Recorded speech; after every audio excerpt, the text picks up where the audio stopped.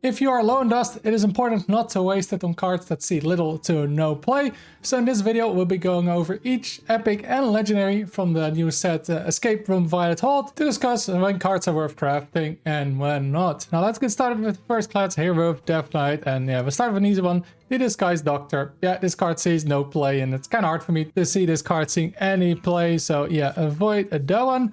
Next card we have is the Tower of Ghouls. Now, I've seen it in like one deck pop up, but yeah, I'm not really convinced Death Knight is gonna be good, even with this card. So yeah, it could be a card you could craft, but for now I would avoid it until there's really a deck that shows that yeah, Death Knight is any good, and this card is good in it.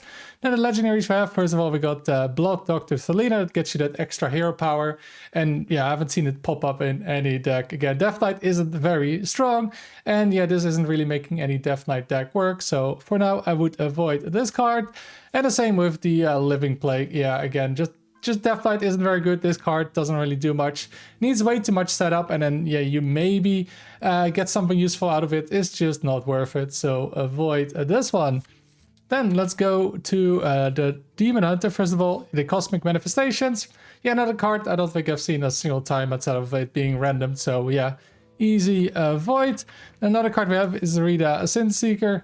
Cool fact, but yeah, I also haven't seen it a single time. I don't see any list that is very good. So avoid for now, although it's a card, you know, you could see play in the future, but right now, do not craft it. Then we have two more cards here that I don't have. The Hellraiser, another card that sees no play, so again, do not craft that one. And Trastef, Soul Parasite. Yeah, once again, you know, a card that sees no play. Maybe in a deck with those Voids also ever see play, but it's not viable right now, and I'm not even sure it will see play in that kind of deck. So yeah, avoid this card as well. All right, let's then go to a Druid. First of all, we have the Spider Rider, and yeah, this is a solid card. It's played in a bunch Druid decks. It's just, you know, 4 health, draw a card. It works really well with the Secret Ingredient for 0 mana, and with the Spiderling, the new card. So yeah, if you're looking to play Druid, and yeah, this card has in it, so this seems like a solid craft to me. Then the legendary here is Chef Nethrek. There's a whole deck built around Chef Nethrek, and the deck is okay. It's not amazing, and the card is obviously limited to that one deck. So if you really want to play it, it's not the worst craft, but yeah, it's not an amazing deck or anything. So it's an okay craft just if you want to play that Chef deck. Speaking of Chef, we got the Spiteful Chef, and yeah, kind of the same thing with Chef Nethrek. If you want to play the deck, you probably want this card. It's a solid card in the deck, but again, deck isn't the strongest, so yeah, you have to decide if you actually want to be playing the deck, because I don't really see it being played in many other decks. And last card we have is the Staff of Trickery, and I think this card is actually a pretty solid card, but yeah, it sees no play at the moment. There's no good deck for it, because you really need, you know, a deck with extra attack buffs, and just isn't really any that's good at the moment. You do need that discount. By itself, I don't think it's really quite good enough to be playing in decks, but yeah, I can definitely see this pop up in the future, but for now I would avoid crafting it, as it's just not necessary in any deck that is competitive right now. Then let's move on to Hunter. First of all, we have the next page, Arcane Tripwire. And yeah, this seems quite good right now in Phase Hunter. The new builds are running this one and the new weapon to tutor it, and the other Tripwire card. So yeah, if you want to play an aggressive Phase Hunter deck, this is a good card to craft. Definitely a strong one, right? To deal 5 damage. Not the strongest, but then getting 2 times the card for free, basically, potentially in a match, is quite good.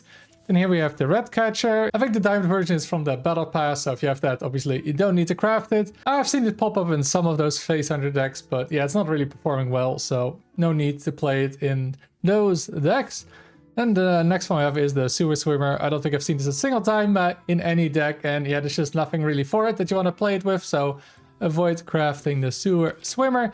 And then King of the Underbelly. I saw one deck that actually did pretty well, but it was low sample size with this card. Can be pretty fun playing other cards. Like, I think it was mostly for a Gamagon from Warlock, you get that one, and then they played the Briar Spawn with it for a bunch of extra damage. I don't think it's necessary right now in any deck, but yeah, I don't think it's going to be the worst craft. I can definitely see it pop up in some decks. But for now, I'd say don't craft it yet until it really shows its benefit in a deck. Then let's move on to Mage. First we got the Skeleton Key. Yeah, this is a good card. He's playing the Quest Mage, of course, because it's 1 mana Discover, and just seems a solid all-around card that you can just play in a lot of decks, and you don't feel bad about it. So yeah, seems like a solid craft if you want to play it in any of your decks. The next card we have here is the Trixie Improviser. And this card, yeah, I feel like it's not really worth it. You know, maybe if you random it, somehow it can be okay. But for now, it's not really like a tempo deck or anything. Even then, not entirely convinced. So avoid this for now. The third card we have is Joa's Mana Storm. And yeah, it seems like a really strong card. It just doesn't really have a home right now. So I don't think it's a bad craft, but yeah, it's probably better to wait until there's actually a deck that is viable with Joa's. Because right now, yeah, the Mage deck that is viable is the Quest Mage, and that obviously doesn't want to play this card. So I would hold off on crafting this card. And last card here for Mage is Code Violet. And yeah, this just seems not very good. Way too expensive. And then you need to cast 3 spells and you get 2 8-drops. Which, you know, isn't the worst, getting 2 8-drops. But yeah, it's way too much of a requirement. And especially in a deck like Mage, it just doesn't really have the survivability right now to be able to do this, to be able to cast it. And then, yeah, you can also low roll it, obviously. And yeah, it just isn't worth it. So yeah, don't craft this card. Alright, then moving on to Paladin. First of all, we got the Dalaran Champion. And yeah, I don't think it's a very good card. It sees play, no deck, so don't craft it. Next up is Commander Beatrix. I mean, I recommended this card in my best decks video yesterday, and just a really good card, and I can definitely see it being played a ton in the future in Paladin, so great craft right now. The next card is Judgment, and yeah, you can maybe do some funny combos with it, but I haven't really seen it being played competitively in any deck. So for now, avoid that card. And I'd say the same with Vama Looming Death. Just too expensive. A pure Paladin deck wants to be more aggressive, not run a 9-mana board clear. It also is useless in the mirror, so definitely not worth crafting it. Alright, then moving on to Priest. Played this a bit yesterday. You went to a top 30 legend.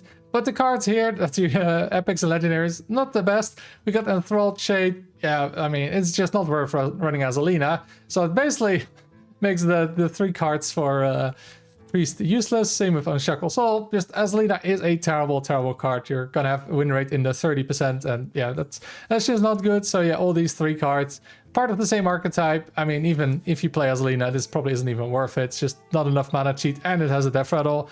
This card is okay, I think, maybe in the Azalina list, but yeah, Azalina is just terrible, so I can't recommend crafting those. And then we have one more legendary of Care of the Broken, and yeah, it's broken because this card just does not work. It's absolutely terrible.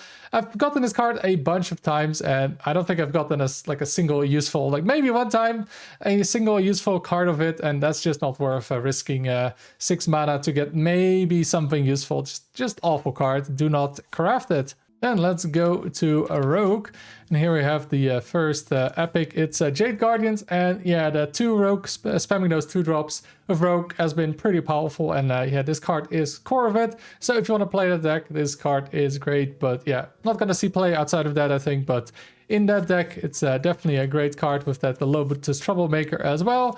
The Defiance Wannabe, I actually saw this card once on ladder in that deck, but yeah, I don't think it's worth it.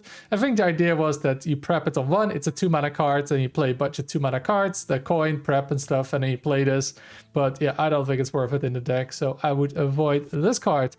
Then the legendaries, Slice and Dice. This card has a lot of potential, I think, but yeah, just not right now. There's nothing you want to play it in, so I would not recommend crafting this one. And same with Aya, it's not really worth it. I saw a list with Aya, but there were basically the 2 rogue with Aya in it, and it just made it worse. And the Aya decks just aren't very good, so I would not recommend crafting Aya. Then moving on to Shaman, one of the best decks right now.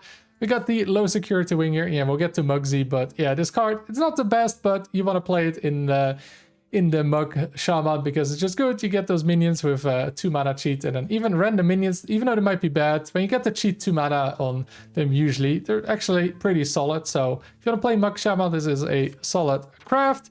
Then we have the Tiny Pal, and yeah, this seems really good. This is a good craft, I think. It can go into pretty much any Shaman deck, and you're happy about it. It works in any Shaman deck, so yeah, great craft if you want to be playing Shaman. Next up is the Mugsy, and yeah, this card is incredible. You got the Mug Shaman, the Z Shaman. Even though Slackclaw got banned for the Z Shaman, you still have a bunch of other different builds of Z Shaman, because just doubling Battle Cries is insanely powerful. So yeah, if you want to play Shaman, then Mugsy is an incredible craft that you can just play in multiple decks. Well, it makes multiple decks, you can't play them without. So one of the best crafts of the set. And then we have the Storm Fury. Yeah, I mean, it goes into the Mage Shaman deck. It's good in that. Not much else, but if you want to play Mage Shaman, you definitely want this card. Then moving on to Warlock. First of all, we got the Ancient Augur, and I haven't seen it a single time, and I don't really see a reason to play it, so avoid that. Then Godfrey the Betrayer.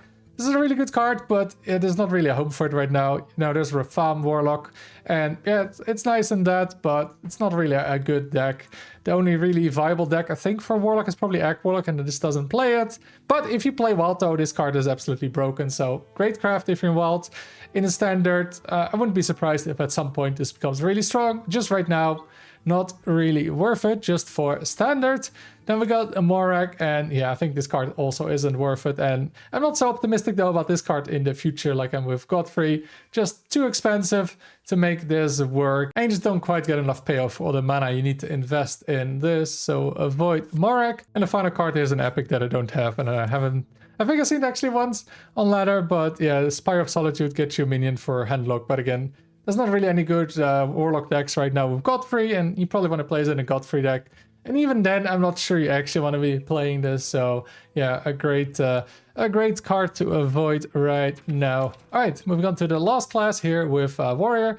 First of all, we got Scramble for gear. And while there's some cards that benefit from having more cards, this just hasn't really seemed worth it. 1 mana gain 2 armor isn't very good, and then you have to draw a lot.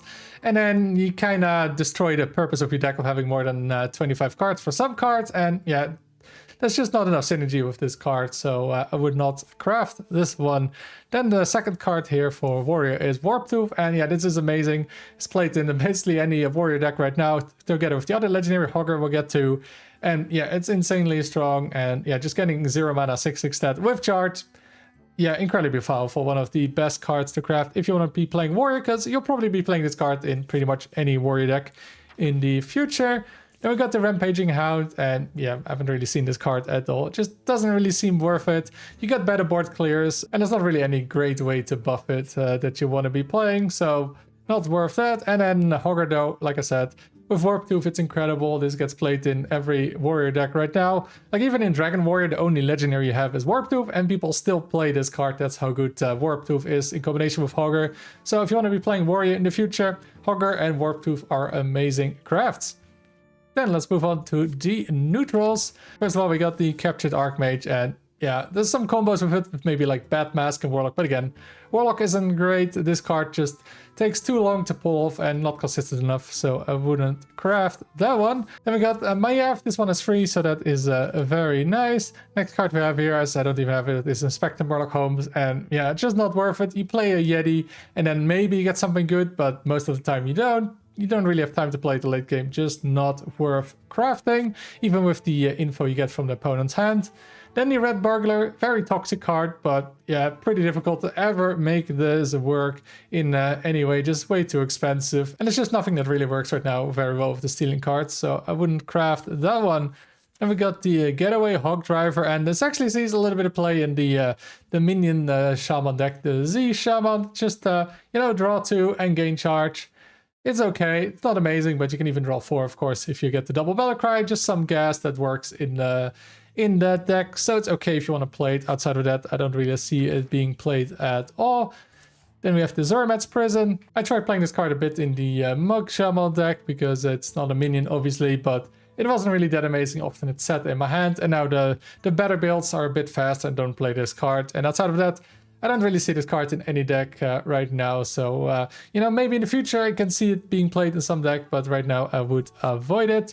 The Infernal, yeah, I also don't see it in any deck. It feels like just a Warlock card that is a neutral, and yeah, not really sure what this would see play in, so I wouldn't recommend crafting that.